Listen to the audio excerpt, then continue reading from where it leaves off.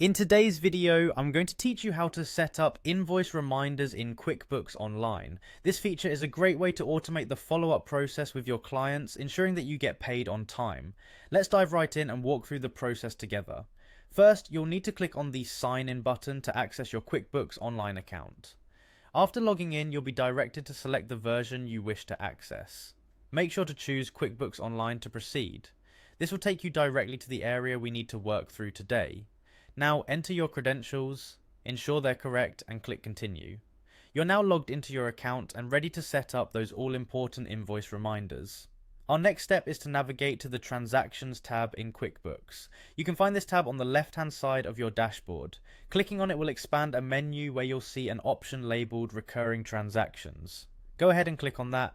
This is where you'll manage all your recurring transactions, including those useful invoice reminders we're setting up today. Once you're in the recurring transactions section, you'll want to locate and click on the reminder list. This action will display all the reminders you've already set. Here, you'll be able to see everything at a glance, making it easy to manage your reminders and ensure nothing slips through the cracks. Now, let's add a new reminder. Click on the New button, which is usually highlighted in green. It's quite easy to spot. Clicking it will lead you to a variety of options. You'll need to select the type of template you want to create.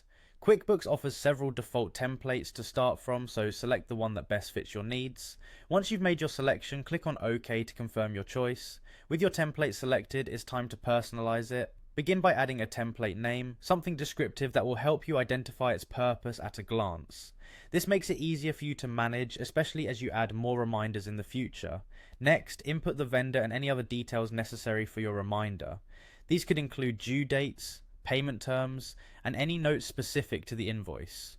The more detail you include, the clearer the reminder will be for both you and your vendors. Finally, after carefully reviewing all the information you've entered, click on Save.